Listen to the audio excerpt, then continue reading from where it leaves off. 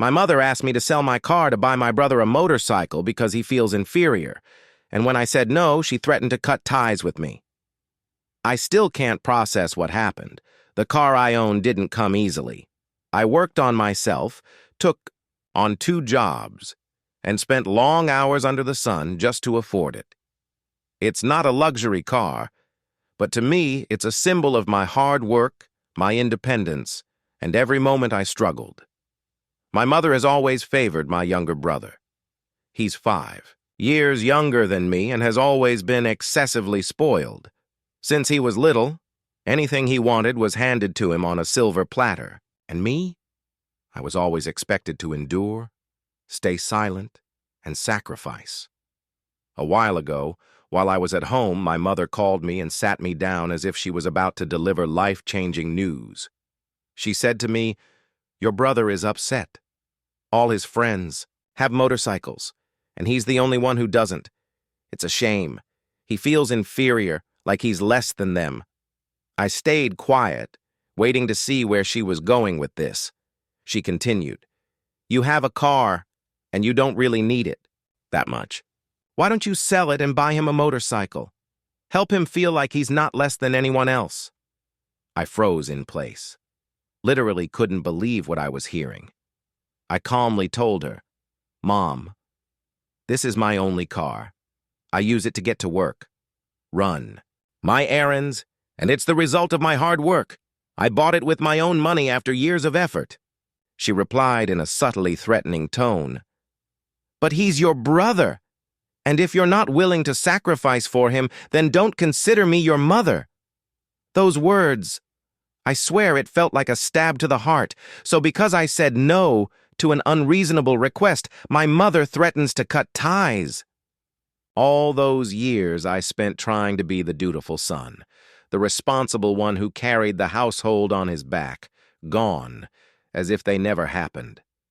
I thought the bond between a mother and her son was stronger than this, that it didn't depend on, "Will you pay up?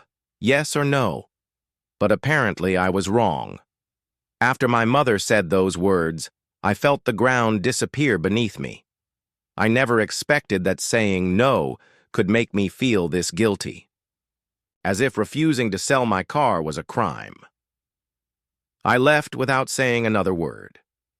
I went back to my room and sat there for a long time, trying to process everything, replaying every moment between me and my mother over the years, and what made it even worse. My brother overheard the conversation. The moment he saw me, he coldly said, "What's the big deal if you sacrifice for me? You're older. You're supposed to help me." I looked at him and couldn't even respond. I was struggling to breathe from the sheer frustration. This is the same brother I grew up with in the same house, the one my mother always says I should be a role model for. Now he's demanding I sell years of hard work just so he can feel like his friends? Where's the fairness in any of this? The days that followed, my mother treated me coldly. She only spoke to me when necessary, and her every glance was full of blame. Even my father, who rarely gets involved, hinted indirectly that real men are known by their sacrifices, framing it as a general statement, but clearly aimed at me. Without saying my name, suddenly I felt trapped.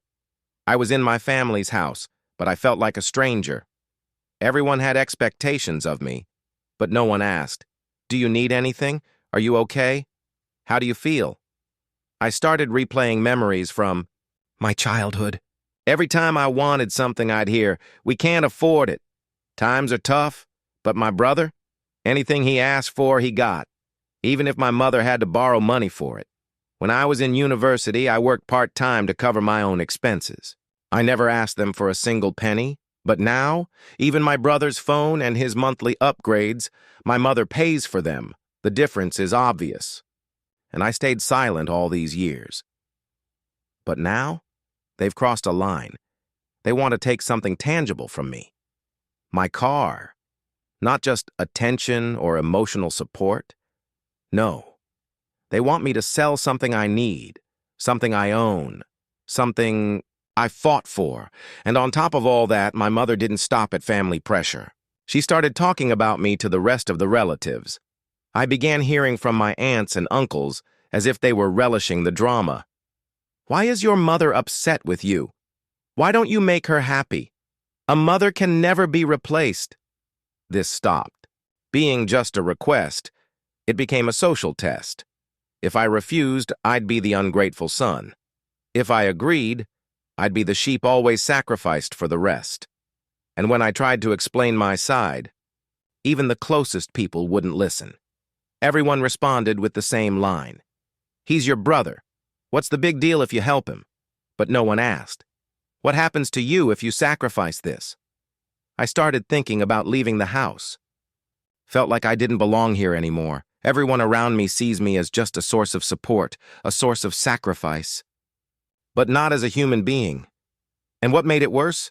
My brother started acting like my refusal was an injustice. He'd drop hints in front of me. If the car were mine, I'd have changed this and that about it. Or he'd say out loud, "Wish I had." A big brother who'd stand by me, but I guess not everyone's lucky. Every word was a stab to the heart, but I stayed silent. This wasn't a simple situation, and I had no idea where it was headed. The days that followed were some of the heaviest I've ever lived. Imagine living in your own home, but feeling like an unwanted guest or even a stranger. The voices around you sound normal, but every word carries a silent accusation. Glances, remarks, little gestures, all screaming at me, "You're the one at fault. Why didn't you sacrifice?" Everything started pushing me into a corner, as if I were the monster who refused to help his poor, helpless brother.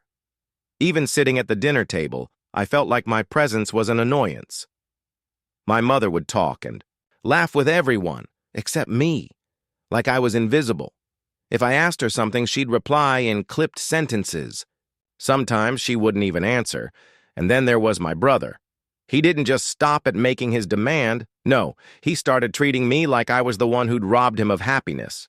Every time he saw me, he'd smirk and joke with his friends, loud enough for the whole house to hear. Can you believe it? Someone has a car and won't sell it to help his only brother. Once, he even came up to me with a mocking smile and said, "By the way, I found a bike I really like. It's a little cheaper than your car, so you'd even have some money left over. Think about it. Don't make Mom any angrier." I looked at him and honestly felt like I was about to explode, but I stayed quiet, like always. Inside, though, I was breaking. I started losing my will to live. Every morning, I woke up with this suffocating weight, a never-ending cycle of guilt and pressure. I began avoiding family gatherings, making excuses just so I wouldn't have to be in the same room as my mother or brother. I had no one to talk to. Even my friends outside the house, how could I explain this to them? From the outside, it sounded ridiculous, almost petty. But inside, it was a storm. If I told someone, "My mom's mad because I won't sell my car to buy my brother a bike," they'd probably laugh. But reality isn't funny. Reality is exhausting.